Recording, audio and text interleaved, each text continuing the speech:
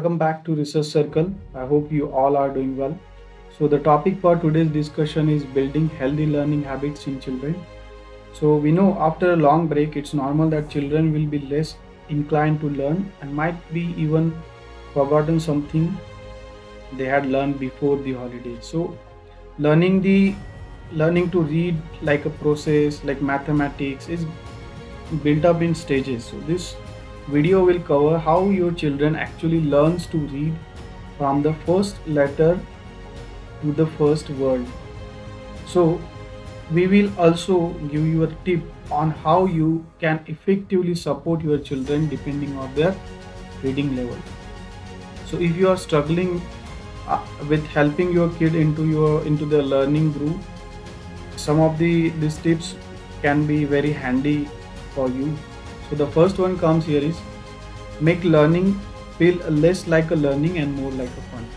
So kids nowadays enjoy playing, and when play is implemented in their learning program, they tend to learn better. So there are many ways you can keep your child learning in a unique, interesting, and a fun way. For example, while having a breakfast, you can spell out words or write the learning of alphabet with fruits or other food ingredients. So or you can help them practice their handwriting with kindergarten writing printed worksheets. So you can get example of these writing sheets from the Google, no problem in that. So the next one is build your child's curiosity. Now we all know children, we need to encourage them to share their opinions on the different subjects and also communicate their feelings. So when reading with your kids, don't ask them questions that require one word answer. Rather, ask the question that would get them think and give you detailed response. So when you teach your children the alphabet, point out objects in house that begin with different letters. So also help them spell out their names so that they can identify letters that make up their names. The next one is speak positively. Remind your children often that you believe in them and take an interest in whatever they are passionate about. So doing this from the early age will help your child to build their confidence. Also, your children will have understanding that learning is important from an early age, and they will be able to come up with the learning difficulties. So this is very important. They must face some difficulty while learning and you must solve that difficulty. Then next is time limit of TV watching. So limit the TV time. One of the biggest challenge that parents are facing now is how much screen time their children get. So try to control how much TV your children watches, and he or she should not be limited to just the time they are with you.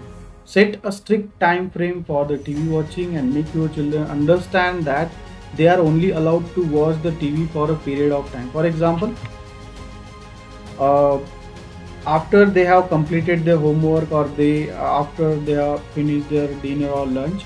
So conversing with adults and other children is important for your child's social development, and house spent in front of a screen does not help in any way. So make sure you must follow this. The next one is engage all your child senses. Now kids are of different, they learn differently. Some children will learn better with the pictures and some with the visual image. So the children who fall under the first category would prefer learning with books and printed worksheet, while the second category of kid will prefer listening to a story. So another kids are the one that enjoyed hand-on and practical learning. As a parent, it is up to you to encourage your child to learn with the various learning styles. The first learning your child get from you. So if your child builds a solid foundation, they will be motivated to learn more and will also find it easier to understand the new things as they progress. The next one come here is knowledge of letters based on figurative, that is pictorial features. So at this level your child uh, recognizes letter and word as a picture. For example, it reads brand names or recognizes that the shop you're shopping in by the sign. So your child will recognize their name quickly. This is also a storage of a word image. Your child begins to write their name in kindergarten. So in the beginning, this is not just a putting letter together to form a word, but rather like a painting a logo. So child often learns in a batches, and they study windows are open for different lengths of time. I know a child who, when he was a 3-year-old, fetches his letter box every few days for a few weeks and wanted to know what the letter were called. After that, it was able to use a large part of the capital alphabet, but was then of no further interest for about 1 year. So it has forgotten practically nothing, but simply picked up around 4 where the child left off. So you must follow this thing. The next one is naming sound elements.